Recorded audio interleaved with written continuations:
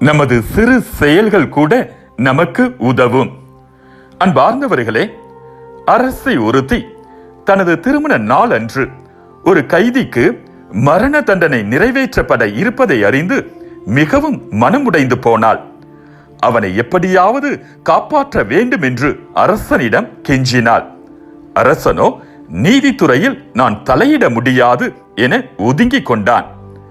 மரண தண்டனை விதித்த நீதிபதிகளை சந்தித்து அவள் முறையிட்டாள். அவர்களோ அந்த கைதி 1000 தாலந்து பணம் கொடுத்தால் அவனது மரண தண்டனையை குறைத்து விடுவதாக ஒப்புக்கொண்டனர்.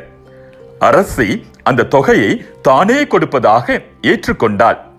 அரசன் அவளுக்கு பரிசாக கொடுத்த பணத்தையும் தன்னிடம் இருந்த பணத்தையும் சேர்த்து எண்ணி பார்த்தாள். 999 தாலந்து பணம் கிடைத்தது. அதை கொண்டு போய் நீதிபதிகளிடம் கொடுத்து அவனை விடுவிக்க வேண்டினாள்.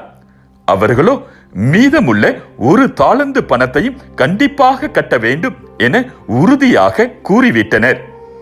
1 தாலந்து பணத்திற்காக ஓர் உயிர் போகிறதே என கவலையுடன் இருந்த அவள் திடீரென நினைவு வந்தவளாக மரண தண்டனை நிறைவேற்றப்படும் இடத்திற்கு ஓடினாள்.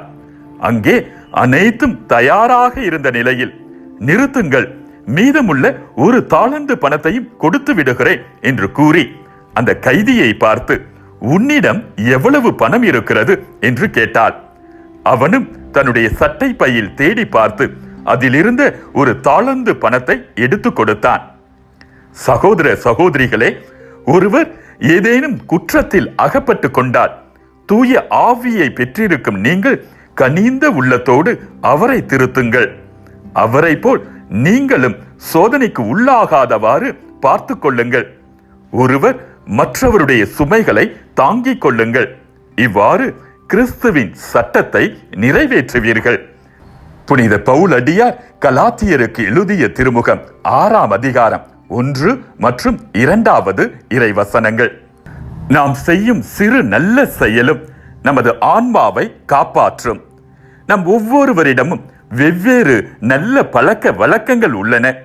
அவற்றை வைத்து தொடர்ந்து நல்ல செயல்கள் செய்து கொண்டே இருப்போம்.